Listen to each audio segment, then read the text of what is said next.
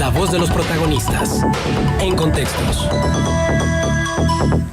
Y como cada martes nos da muchísimo gusto recibir a nuestro colaborador Toño Miranda, que hoy nos habla del origen del racismo a propósito de esto que se suscitó allá en Jacksonville, Estados Unidos, y la tardía respuesta de Donald Trump apenas el día de ayer condenando este racismo. Toño, muy buenos días. ¿Qué tal? Buenos días. ¿Cómo están? Lick, Marcela, Leonor, buenos días.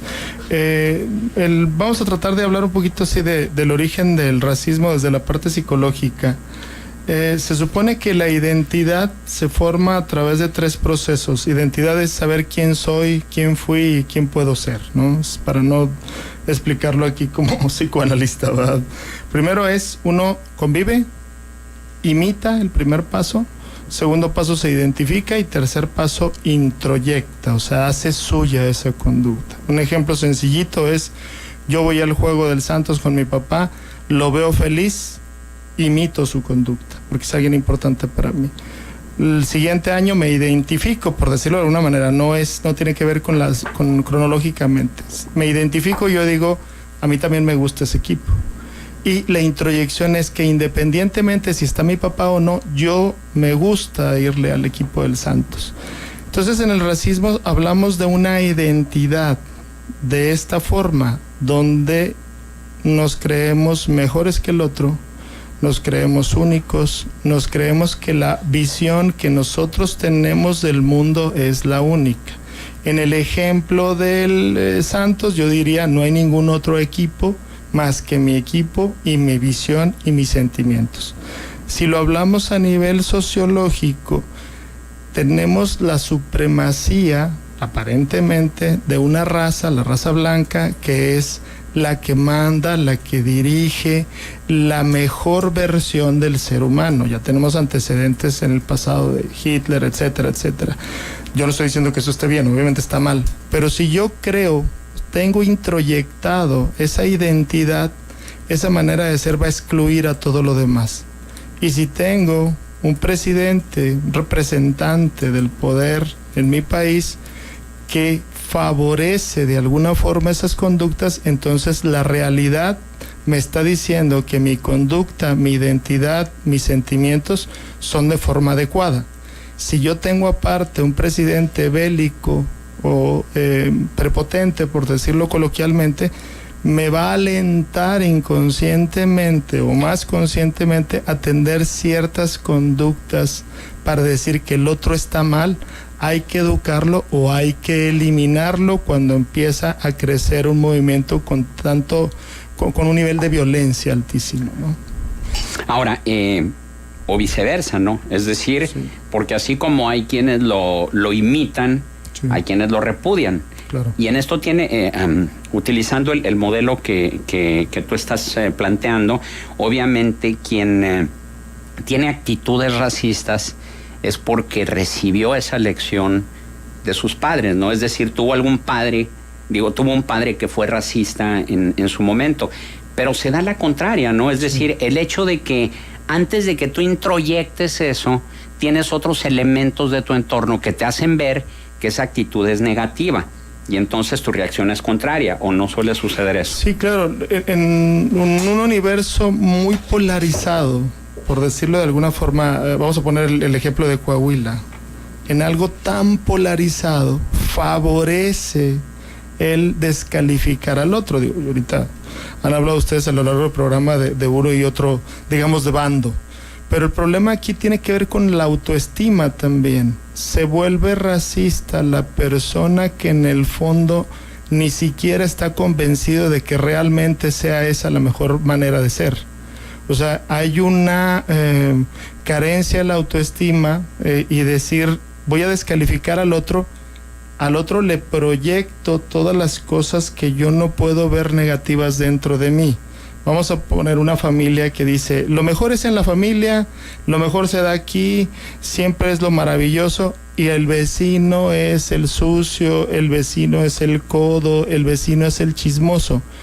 Por eso cuando nosotros hablamos de racismo y decimos, es muy sencillo quitarlo, al contrario, es sumamente complicado porque no es una conducta imitativa.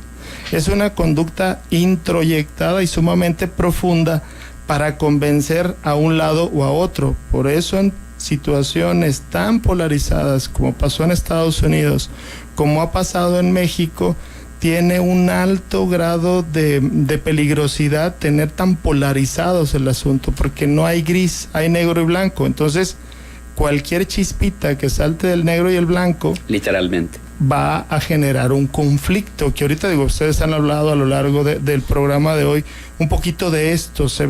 No se ve el tono gris, sino se ve el tono negro o blanco, los que están a favor de un lado y los que están a favor de otro lado, cuando en realidad estamos en un mismo estado, ¿no? Esto es lo que dice precisamente y se comunica Miguel Ángel Soto, y dice: el racismo también se da en nuestro país y en nuestro estado, nada más que yo no le llamaría racismo, le llamaría partidismo, porque están totalmente polarizadas las posturas de los que son priistas y los que son panistas. Para algunos, los priistas son los negros y los panistas son los blancos, o viceversa, pero ese racismo también se da a niveles de violencia. Sí, porque es lo que prende, o sea, terminas por decir, ¿sabes qué? Yo en realidad soy el que tiene la razón. El problema es que cuando el que cree tener la razón tiene poder, abusa de ese poder, y entonces se termina haciendo una situación de victimización. Tenemos a la población como víctima de este enfrentamiento. Es como si tuviéramos al papá y a la mamá polarizados. Obviamente se van a dar con todo, porque los dos tienen poder. La ciudadanía, que somos los hijos, pues vamos a terminar viviendo situaciones de violencia y entendiendo que los conflictos solo se solucionan a través de la violencia. Oye, Toña, de pronto pensamos que el racismo nada más es como de la frontera norte hacia arriba, ¿no? Y nosotros aquí mismo, en México, solemos serlo, sobre todo con las comunidades indígenas, claro, ¿no? A las que menospreciamos y a las que no les damos su lugar, y a las que de lejecitos, como si hubiese algo que fuera a dañarnos o a enfermarnos si estamos cerca de ellos. Pero no es que se aliente al interior de las casas, sino hay una especie de racismo muy distinto que tiene que ver con clases sociales. No sé si sea correcto lo que estoy diciendo, pero si tú no perteneces a mi grupo, a mi entorno, donde yo me muevo, donde yo me desempeño, entonces ya hay fronteras que se levantan entre tú y yo. Claro. Y tenemos calificativos despectivos para quienes suponemos que no son como nosotros. Y estoy pluralizando no porque yo lo haga, sino porque es un entorno que es muy desigual, que hay muchas diferencias abismales, diría yo, y que entonces no pasamos por alto esas diferencias y las acentuamos. Digo, por ejemplo, cuando van a los santos los chavos y están los cadeneros, la música, sí, es otra diferencia, los cadeneros, y que según cómo te escaneen y te revisen, puedes o no puedes entrar. Sí, claro. Claro, de hecho se favorece mucho en la distribución de la ciudad, ¿no? Últimamente hay viviendas separadas, donde esas viviendas lo que destrozan es el tejido social. Te hacen de los fraccionamientos cerrados. Exacto, te hacen decir, ya nada más te falta que te pongan un Oxxo y te pongan un centro comercial ahí, y tú ya no tienes para qué salir. Entonces te creas una realidad diferente, y parece ser que luego la gente se ofende, dice, yo no soy racista, no, en realidad sí, no toleramos la diferencia. Bueno, es que a lo mejor no eres racista, pero eres discriminatorio. Y eso es el origen del racismo. O sea, decir yo soy más que tú eres un naco, tú escuchas música de banda, tú no puedes pasar a este antro. Entonces se asocia también el poder con ser más discriminador. Que es inclusive más sutil que el racismo mismo, ¿no? Sí. Y entonces por eso lo pasamos por alto y por eso no nos detenemos a revisarlo. Lo normalizamos. Entonces decimos, es normal. Y pasa del otro lado. O sea, del otro lado también los fresas, los sangrones, los intolerantes. Entonces vas polarizando una sociedad que si le metes una elección donde la autoridad brilla por su ausencia, pues terminas generando una bronca. En Estados Unidos no salió Trump a hacer una declaración, pero salieron muchísimos representantes del Congreso, algunos gobernadores descalificando la situación. Vamos a decir, bueno, se soluciona. no se soluciona, pero hay una confianza mayor en las autoridades en otro gobierno que aquí. Aquí mucha gente incluso ha caído ya en esta parte de decir, va a pasar lo mismo, siempre es lo mismo, no salimos. Incluso escuchaba yo un comentario de un radioescucha que decía, pues ya para qué votamos. Y la importancia de las personas, por ejemplo, que tienen algunos puestos de toma de decisiones, sí, claro, como la detección de estas formas sofisticadas del racismo, ¿no? Porque finalmente el racismo es una posibilidad o una forma de discriminar, pero específicamente es por un asunto de tono de piel, ¿no? Sí. Y entonces, ¿cómo podemos, por ejemplo, generar una cultura distinta en centros de trabajo y en otros lugares donde se toman decisiones para tener mentalidades más inclusivas? Nada más déjame decir algo en torno a esto. Es que no nada más los tonos de piel. Hay que recordar que los casos más drásticos de racismo no tenían que ver con tonos de piel, tenían que ver con origen. Los judíos, por ejemplo, que generalmente son güeritos de ojos azules, sí, no era una cuestión de tono de piel, era una cuestión del origen. Y yo creo que de lo que estamos hablando en este momento es el origen. ¿De dónde venimos? Y sí, la discriminación es que viene como de manera natural. No es cierto, pero luego la fomentamos a través del aprendizaje, que ahí está quizás la pregunta hacia dónde vas tú. Sí se puede desaprender. Uh-huh. Nada más que tenemos que ser muy conscientes. Es ahí donde yo no le voy tanto a los cursos de 5 semanas. Si tú tienes algo introyectado, va a ser muy difícil que te lo quites porque lo haces inconsciente. O sea, yo irle al equipo del Santos ya para mí es una pasión, pero en el fondo está la relación con mi papá. Es igual aquí, yo voy a odiar a un judío pues porque toda la vida he pensado que eso es lo natural. Entonces, ¿cómo tengo que empezar a hacer esto? A tener una concientización en todas las áreas de la desigualdad en la que vivimos, incluso lo ponemos mujeres o hombres. Uh-huh. No, o sea, es que llegué a la casa, me tienen que hacer de comer. ¿Por qué? Porque eres mujer. Y aquí mando yo, ¿por qué? Porque yo soy el hombre. Uh-huh. O sea, no hay justificación, ¿no? Perdón. Gildardo Mesta se comunica y dice, en el caso de los nacos y los fresas, no es racismo, es clasismo, y en México impera mucho el clasismo. Totalmente, pero sí en el caso, por ejemplo, de las comunidades indígenas. Ahí sí completamente. Ahí sí son por rasgos raciales. Pero el origen. Ajá, el racismo viene por rasgo racial origen. Y que incluye naco, indio, prole, chairo, peñabot, feminazi. Así nuestro racismo nos dicen desde la cuenta de Twitter.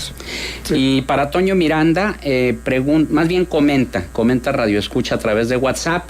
Mi sugerencia es que Toño Miranda, como psicólogo, interprete la entrevista del procurador que hicieron ahorita, porque las respuestas fueron muy obvias, que defiende al gobernador, como por ejemplo, dijo que no deben señalar al gobernador. Eso quiere decir que fueron órdenes del gobernador. Le preguntaron que si es fácil falsificar pruebas y su contestación fue que él no siembra pruebas. Eso quiere decir que siembra pruebas, dice Radio Escucha. Hay una regla, nos tendremos que analizar entrevista por entrevista, pero hay una regla que es como los polos de la energía en la física. Positivo con positivo, signos iguales da verdadero, y signos diferentes da negativo. Cuando alguien dice no, en verdad, o sea, en realidad lo está aceptando. Uh-huh. Te comento la verdad, está sacando una mentira. O sea, no te está diciendo la verdad. Exactamente. Cuando alguien te dice, de veras, en serio, sinceramente, desde luego está mintiendo. Entonces es bien básico, ¿no? Y la parte, los signos, no nada más es el lenguaje verbal, sino el corporal.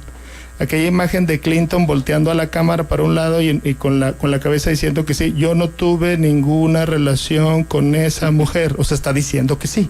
O sea, el lenguaje corporal, lenguaje verbal y aparte el énfasis. Cuando yo digo, te estoy diciendo que no. Claro que sí. O sea, no necesariamente, Toño, qué contundencia. No, bueno, yo no lo digo. Pues es PNL. No, PNL. No, haz de cuenta, PNL es la segunda división. Aplique- este es lenguaje te vamos corporal. a poner una leyenda. Pero- Aplica estos conocimientos con precaución. Pero, sí, porque yo creo que luego sí, imagínate. Yo creo que habrá que pasarlos por un filtro, porque Pero tres cosas analizas. O sea, no nada más analizas el lenguaje corporal. De acuerdo. Analizas el discurso, el lenguaje corporal, lo que dice y cuándo lo dice. Es que ahí es donde la gente creo que parecemos de TV Notas, ¿no? O sea, usted nada más habla y está mintiendo. No. El lenguaje, en qué momento, ante qué pregunta y cómo es el énfasis. bueno, no, pero PNL no es de segunda división, te voy a decir por qué, porque En ese finalmente aspecto. integras tres códigos, el visual, el auditivo y el kinestésico, y entonces... Sí, pero no el inconsciente.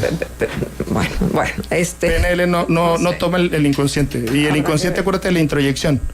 Porque yo puedo tener una conducta imitativa, pero la introyección es inconsciente.